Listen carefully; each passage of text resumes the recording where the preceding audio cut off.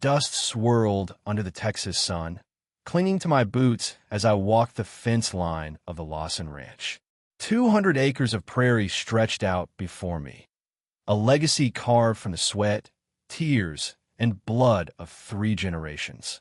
I'm Travis Lawson, a Vietnam vet, former Green Beret, carrying scars no one could see, and a few they can, like the jagged line across my chief from mission I still don't talk about.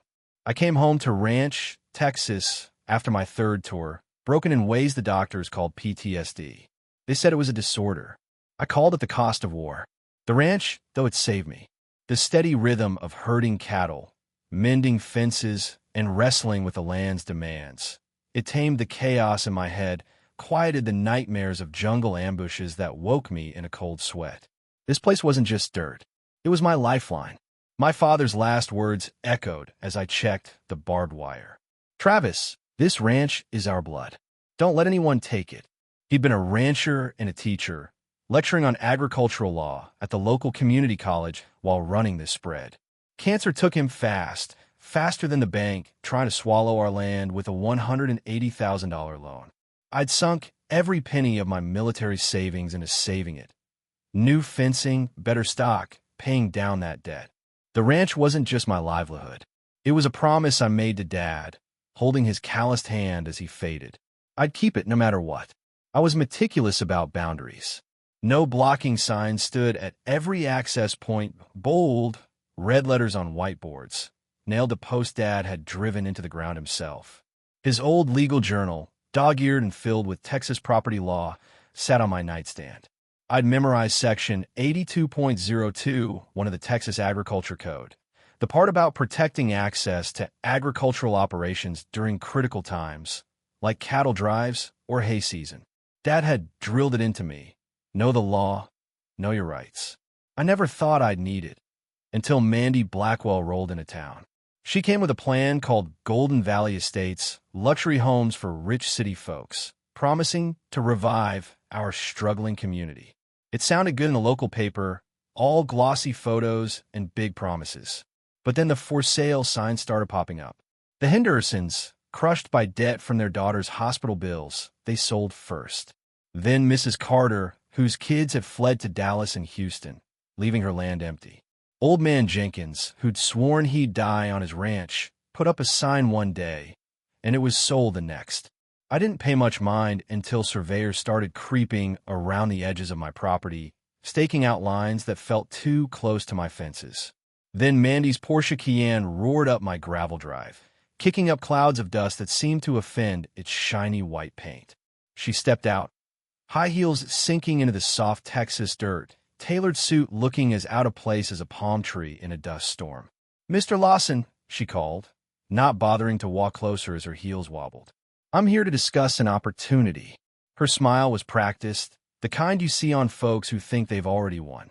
I wiped my hands on my jeans, keeping my face neutral, and walked over. The opportunity was a lowball offer, 30% below what my land was worth. She called it generous, said ranching was dying, said I'd be smart to cash out now. I declined, polite but firm. Her smile faltered just for a second. "You don't understand," she said, her voice dripping with condescension. "This development's happening, with or without you. Take the money now, or regret it later." Her eyes caught the scar on my cheek, and she tilted her head. "Military?" she asked. I nodded, saying nothing. "I bet it's challenging," she said, tapping her temple with a manicured nail, like my PTSD was some quaint weakness. "Ranching's tough for your kind these days." My hand tightened on the fence post, the wood biting into my palm. I wanted to say plenty, but I remember my training. Control your breath. Control your mind. Control the fight. "This land's not for sale," I told her, my voice steady. "You'll have to dig through my bones first." A flicker crossed her face. Uncertainty, maybe, or irritation. She handed me a business card, climbed back into her Porsche, and peeled out, leaving a parting shot. "You'll learn no one says no to Mandy Blackwell."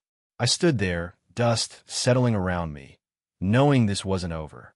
That night, I woke to a rumble, not the wind or coyotes, but heavy machinery. I grabbed my flashlight and headed out. Near my northern fence line, Mandy's crew was digging a drainage ditch they claimed but it was angled to flood my grazing pasture. By morning, water pooled where my cattle needed to graze, threatening their feed just as calving season loomed. I wasn't new to sieges. Vietnam taught me how to spot an enemy's moves. I installed security cameras around the ranch, basic surveillance like I'd used in the jungle. The footage showed her workers at all hours trespassing, taking soil samples, even spray painting freak in red across my barn. I put up more no trespassing signs, reflective tape glinting in the dark, each one a warning and a legal marker. Dad always said proper notice was your first defense. But it wasn't just the land. Mandy was choking my operations. My hay supplier, a guy I'd known for years, suddenly lost my order. Diesel deliveries skipped my ranch, blamed on system errors. The local mechanic couldn't fit me in for urgent repairs. Each hit was small, easy to dismiss as bad luck. But together, it was a pattern, a campaign to isolate me, to break me. I adapted like I'd learned in the service. When diesel stopped coming, I drove 80 miles to the next county. When laborers vanished, I rigged equipment to run solo. Survival's not about perfect conditions, it's about making do. But the pressure was relentless. My mailbox got smashed twice. Anonymous calls to the county claimed my cattle were polluting streams, triggering inspections that ate up my time. At the feed store, folks I'd known forever started giving me sidelong glances, whispering about the unstable vet. Mandy was playing dirty, and she was good at it. Where are you at with this, folks? Ever had someone try to push you out of what's yours? That's what Mandy thought she could do. Break a rancher with a fancy car and a checkbook. She didn't know who she was up against. I wasn't just fighting for land. I was fighting for a promise for my family's blood in this soil. And I was just getting started. The Texas sun beat down on the Lawson Ranch, turning the air thick and heavy, but not as heavy as the weight of Mandy Blackwell's campaign against me. Her Porsche was long gone from my driveway, but her shadow lingered. Every day brought a new jab, a new attempt to choke the life from my family's legacy.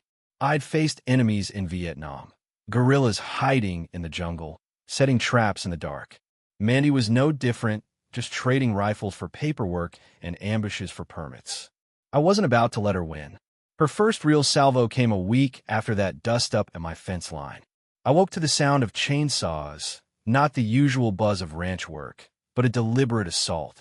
I grabbed my boots and ran to the north boundary, where a row of live oaks stood, planted by my grandfather in the 1920s, a living wall marking our land. Mandy's crew was already felling the second tree, sawdust flying like shrapnel. "These are diseased," the foreman shouted, pointing to healthy branches.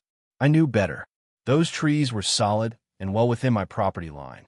Standing off to the side was Darren, Mandy's muscle, a former linebacker with a smirk that begged to be wiped off. "Boss says they gotta go," he called, stepping closer, his bulk looming over my 6 feet 2 inches frame. I pulled out my phone, snapping photos of the trespass, my father's legal journal fresh in my mind. "This is my land," I said, holding up a survey map. "You're violating Texas property law." Darren laughed, shoving me hard enough to stumble. "Old soldier," he sneered. "Boss cuts what she wants.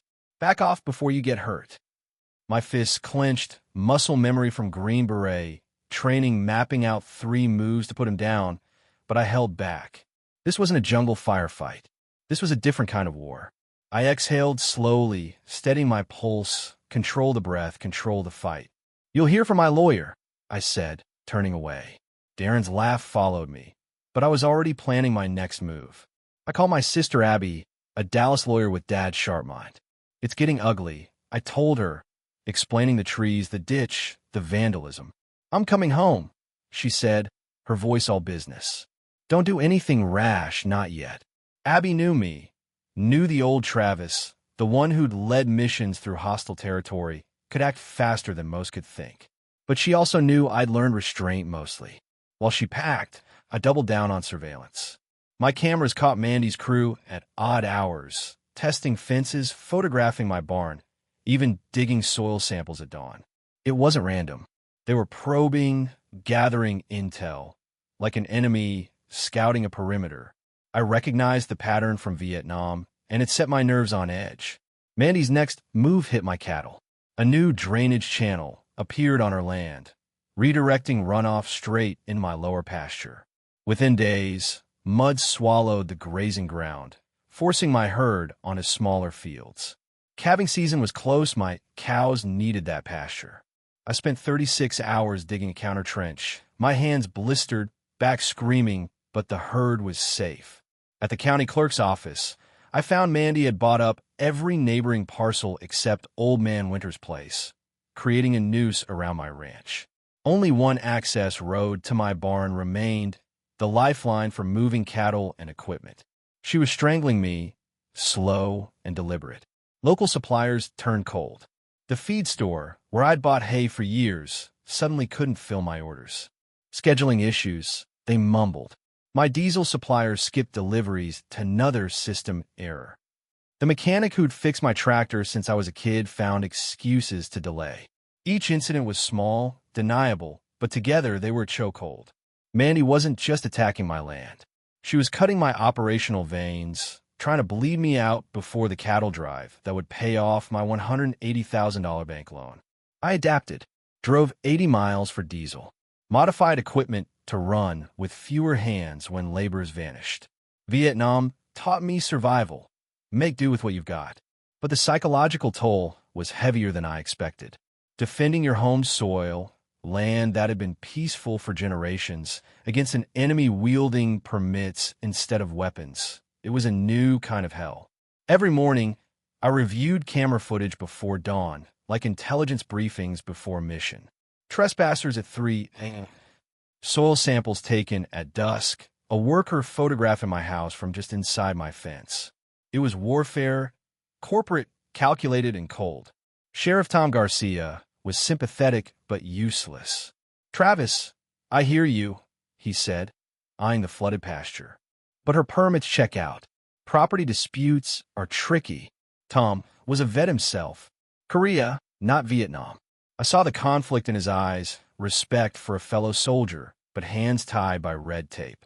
When Mandy showed up minutes later, her timing too perfect, she handed over a folder of documents with a smile. "Sheriff, these are all approved," she said, her voice smooth as silk. "Mr. Lawson might be anxious about normal development." She leaned on anxious, hinting my PTSD made me paranoid. Tom shifted uncomfortably, but couldn't argue with her papers. I filed complaints with the county, but the wheels turned slower than a rusted tractor. Mandy escalated. My mailbox was smashed again. Anonymous calls reported noise violations from my quiet ranch. A seed order for my small hay crop vanished right before planting. None of it traced directly to her, but the pattern was clear. She was isolating me, destabilizing me, pushing me to sell. My training kept me sharp, recognizing her tactics as psychological warfare. But it also made it harder. Fighting combat instincts in a civilian world wasn't easy. Then came a town hall.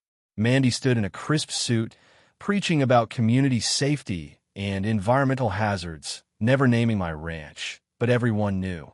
She showed doctored photos of my cattle pens, calling them pollution risks. When I stood to speak, presenting evidence of her trespasses, Mayor Porter cut me off. "We're here for development plans, not distractions," he snapped. Hay protesters in the back shouted about dangerous veterans drowning me out. I sat down, hands steady, but inside I was burning. That night, I cleaned my grandfather's old rifle, not to use it, but because the ritual calmed me. Dad's Green Beret pin watched from the wall. "I don't know how to fight this, Dad," I muttered. "They don't carry guns, they carry money." Abby found me at dawn, surrounded by legal notes. "You need sleep, Travis," she said. "I'll sleep when the ranch is safe." I shot back. We had cattle to move and a war to win. The Lawson Ranch felt like a battlefield, not the jungles of Vietnam, but a war zone all the same.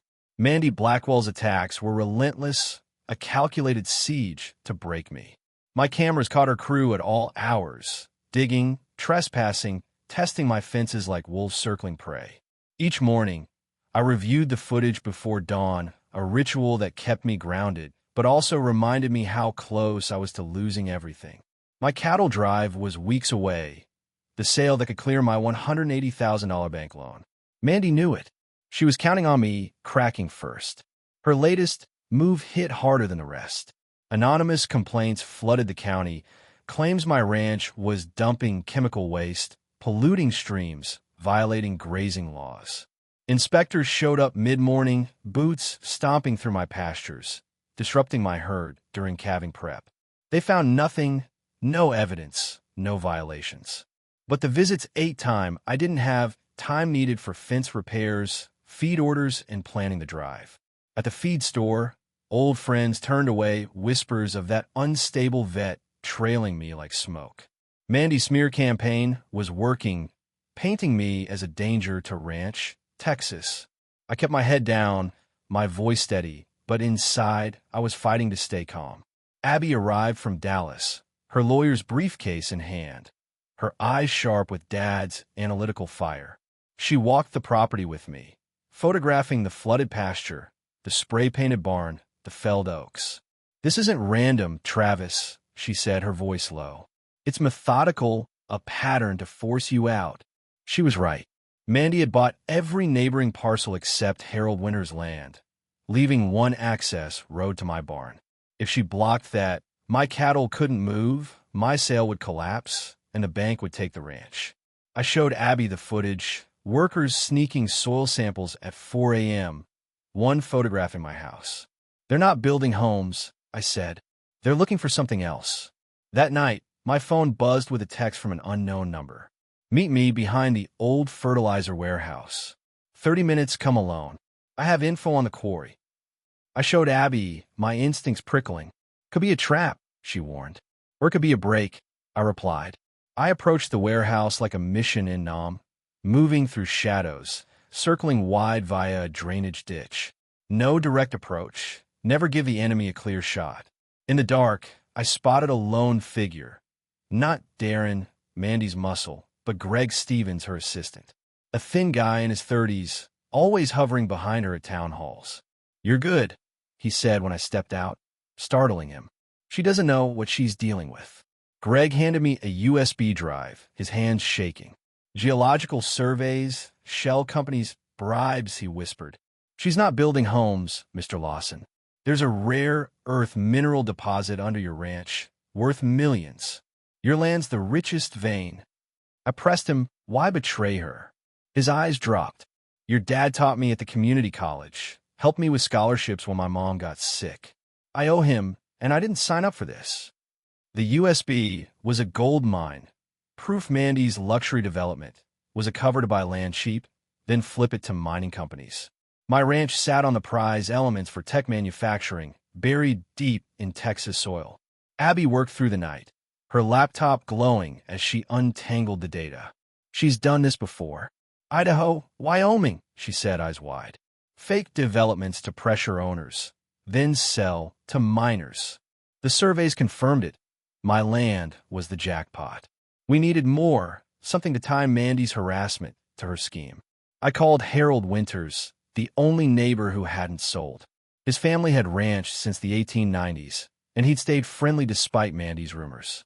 "Been waiting for you to ask," he said, pulling a metal box from his cluttered office. Inside were yellowed maps, his grandfather's, from when he was county surveyor in 1897. "Settlers Creek was the original boundary," Harold said, tracing a faded line. "It put Mandy's property 30 feet onto my land, a mistake from a 1950s highway project. She's encroaching," he said, "and she knows it. We needed public leverage." I contacted Marcus Reed, a local reporter and Army vet who'd kept his integrity while bigger papers ran Mandy's hit pieces. "This is big," he said, scanning Greg's files and Harold's maps. "Mineral rights worth billions, but linking the harassment to Mandy's tough." He agreed to dig into her ties with Mayor Porter, suspecting bribes. That night, I led Abby and Marcus to Mandy's land under cover of darkness, moving silent, like I'd done on recon missions. Greg's intel pointed to test drilling, not for homes, but minerals. Through gaps in her new fences, we saw core sampling rigs, workers bagging rock samples, not construction gear. Abby's camera caught it all, proof her development was a lie. Floodlights snapped on. "Security breach," a voice shouted. Get him. I handed Abby the camera. Run, get the evidence safe. Before she could argue, I bolted the other way, crashing through brush to draw them off. It worked. Darren and his crew chased me, giving Abby and Marcus time to slip away. I planned to lose them in the woods, but they had numbers. Near the property's edge, I was cornered. Darren and 4 guards, 2 with sidearms. Trespassing soldier. Darren sneered, cracking his knuckles. Boss wants a word. I didn't fight, not yet. I let them cuff me, memorizing faces, names, their chain of command like I'd done in Nam. Darren landed a cheap shot, splitting my lip. I rolled with it, took the hit to look weak. Training taught me how to play the long game. They dragged me to a prefab office. Mandy waiting behind a desk, pristine despite the hour. The bank approved my application, she said, dropping a letter. I own your loan now, Travis, $180,000, due in 14 days, or the ranch is mine. Her smile was cold. Sell now, for half market value, or lose everything. Blood trickled down my chin, but I kept my eyes locked on hers. You don't scare me, I said. I've faced worse than you. Her expression flickered, not fear but annoyance. She thought she'd already won. She didn't know I had her playbook and allies moving in the shadows. The Lawson Ranch was a fortress under siege. Mandy Blackwell's noose tightening with every passing day. Her purchase of my $180,000 bank loan was a masterstroke, timed to hit when my cash was tied up in cattle, just weeks before the drive that could save the ranch. My lips still stung from Darren's punch, but the real pain was the foreclosure notice in my pocket. 14 days to pay, or lose the land my family had held for generations. I stood in the barn, staring at Dad's old green beret pin on the wall, his legal journal open beside it. I'm trying, Dad, I muttered, but she's got the whole damn system. Abby was relentless, her lawyer's mind slicing through Greg's USB files like a blade. This is fraud, Travis, she said, her laptop screen glowing with maps and contracts. Mandy's shell companies, they're linked to mining firms, not developers. She's done this in 3 states. The geological surveys showed rare earth minerals under my ranch, worth millions, maybe billions. My land was the prize, and she'd stop at nothing to get it. Abby prepped a lawsuit, but legal battles took time we didn't have. The cattle drive was my only shot, a $350,000 sale to clear the loan. But Mandy was ready for that, too. Her public campaign kicked into overdrive. At a town hall, she stood in a tailored suit, voice dripping with fake concern. We must protect Ranch, Texas, from environmental risks. She flashed doctored photos of my cattle pens, mud, and feed twisted to look like toxic waste. Certain ranches, run by troubled individuals, threaten our community. She never named me, but eyes turned my way, neighbors I'd known for decades, now hesitant, whispering about the unstable vet.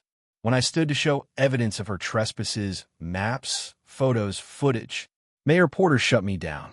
Stick to the agenda, he barked, his face flushed. Paid hecklers shouted, dangerous vet, drowning me out. I sat, hand steady, but my blood was boiling. Back at the ranch, vandalism hit harder.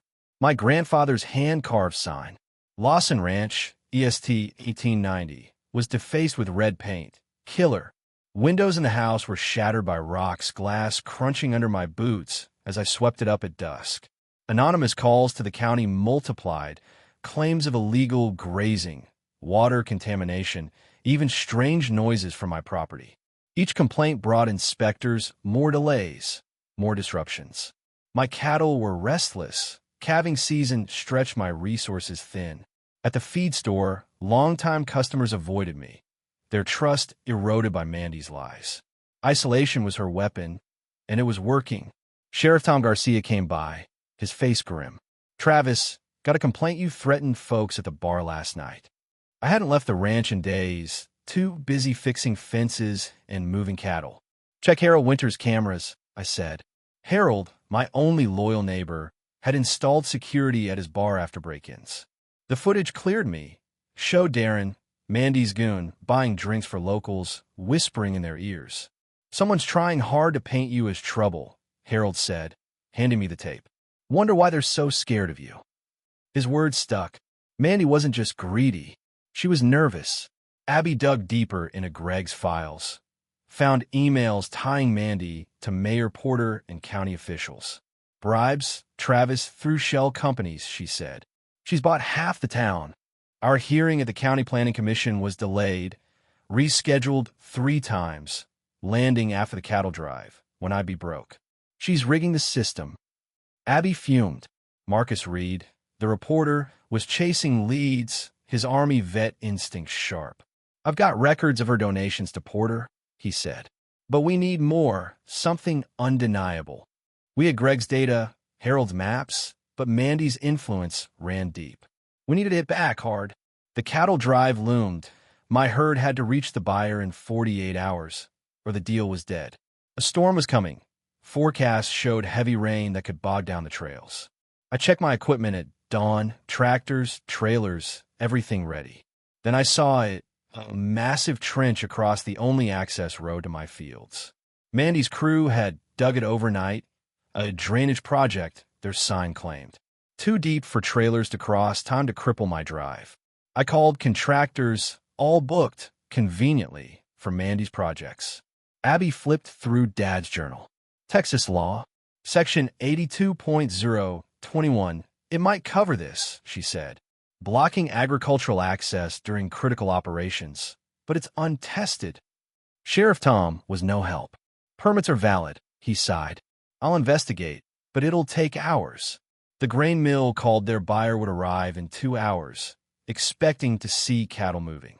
No progress, no deal, they warned. The bank called twice, loan payment due in days.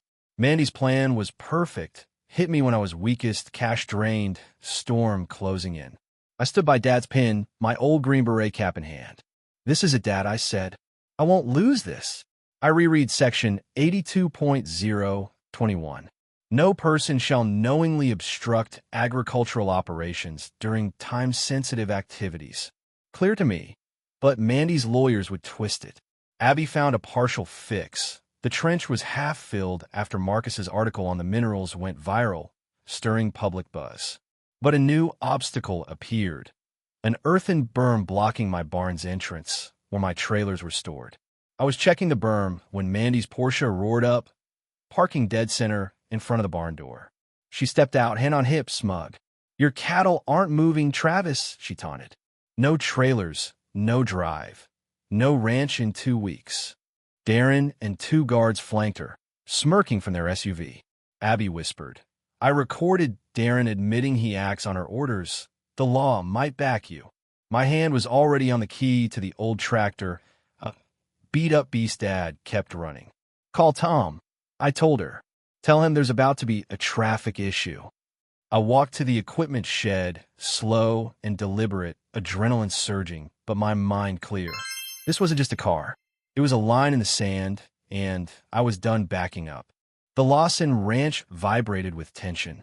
Mandy Blackwell's Porsche Cayenne sat like a smug barricade in front of my barn door. Her taunt echoed in my ears. No trailers, no drive, no ranch. Darren and his goons loomed nearby, their SUV parked behind her, hands twitching near concealed weapons. My cattle drive was hours away. The $350,000 sale, my only shot to clear the $180,000 bank loan. A storm was closing in, rain that could ruin the trails. Abby's voice was urgent. Travis, I've got Darren on video admitting he's following Mandy's orders. Section 82.021 might hold. My hand turned the key to Dad's old tractor, a weathered beast but reliable. Call Sheriff Tom. I said, this is about to get interesting. I climbed into the tractor's cab, the smell of grease and diesel flooding me with memories of riding with Dad. The engine roared to life, a deep, defiant growl. I drove toward the barn, the 9-ton machine rumbling with purpose. Mandy stood by her Porsche, arms crossed, her smile smug, certain her wealth and lawyers made her untouchable. Abby filmed from the side, her phone capturing every second. Darren's crew spread out, wary, sensing the shift. Miss Blackwell. I call from the cab, voice steady. This is your third warning. Move your vehicle. You're blocking my barn during a time-sensitive cattle drive. Texas Agriculture Code, Section 82.021, Emergency Access Rights. Mandy laughed, a sharp, brittle sound. You're quoting law to me? My legal team costs $2,000 an hour. Your little rules don't scare me. She patted her Porsche's hood, possessive, defiant. This car stays until you sign the sale papers. Take $90,000 now, or lose everything. I leaned out, calm, unnervingly calm. There's always options, ma'am. I said, you're stopping a $350,000 drive, with a storm coming and a loan due. That's malicious interference. Abby stepped forward. For the record, Miss Blackwell, are you refusing to move despite knowing you're blocking a protected operation? Her phone rolled, evidence piling up. Mandy's arrogance was her mistake. I own this town, soldier boy, she snapped. Park here all day, police won't touch me. I called Sheriff Tom before starting the tractor, laid out my plan, cited the law. Now I engaged the gears. Last chance, I shouted. Mandy's confidence held until the tractor rolled forward. You wouldn't dare, she shrieked, scrambling back as the massive tires loomed. Darren and his goons retreated, their tough guy act crumbling against Texas steel. The Porsche's hood crumpled first, metal folding like tinfoil. Glass shattered, the $120,000 car collapsing under the tractor's weight. Mandy's screams mixed with the groan of twisting steel, her alarm wailing, then dying as circuits fried. I didn't stop. Rolled from hood to trunk, flattening it into scrap. I shut off the engine, silence hitting like a thunderclap. I climbed down, deliberate, not rage but purpose. Mandy collapsed onto a hay bale, face pale, mascara streaking, her polished mask shattered. Darren stood frozen, his bravado gone. His crew back to their SUV, rethinking life choices. Sheriff Tom's cruiser screeched up, lights flashing. Travis. What the hell? He yelled, staring at the wreckage. I extended my hand, calm as ever. Sheriff, I exercise my rights under Section 82.021. Happy to give a statement. At the station, Mandy raged, demanding my arrest, threatening Tom's job. I stayed steady, years of Green Beret, discipline holding. Abby showed Tom the video. Mandy's refusal, her admission of intent to ruin the drive.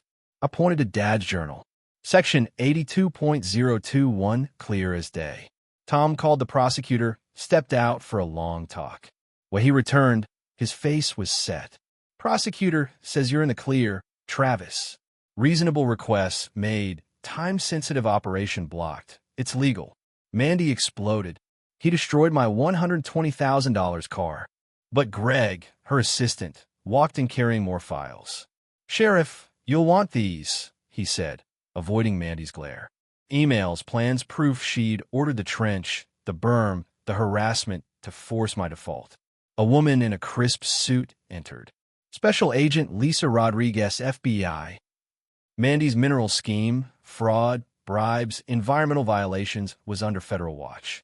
Greg's files were the final nail. We've got a warrant for Miss Blackwell, Rodriguez said. Mandy's lawyers scrambled, but she was cuffed, her empire crumbling.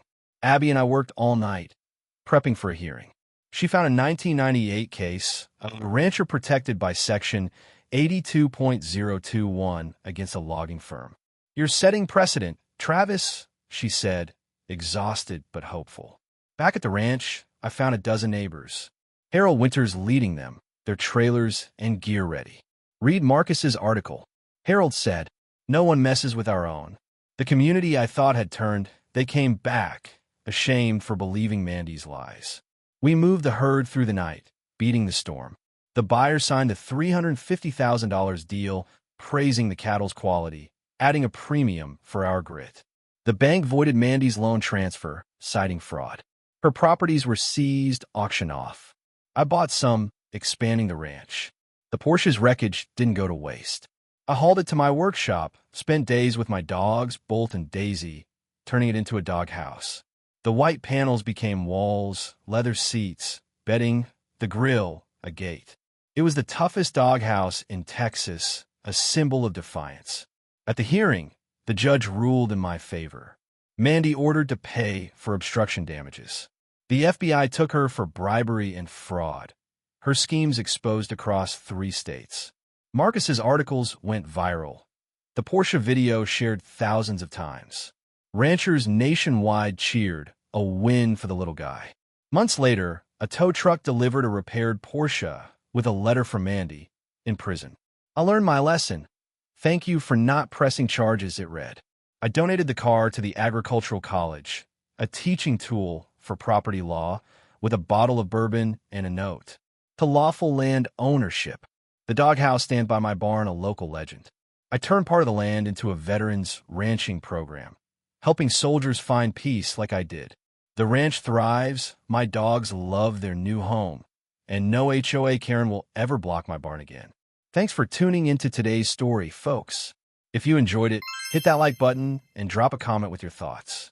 We'll catch you in the next one. See ya.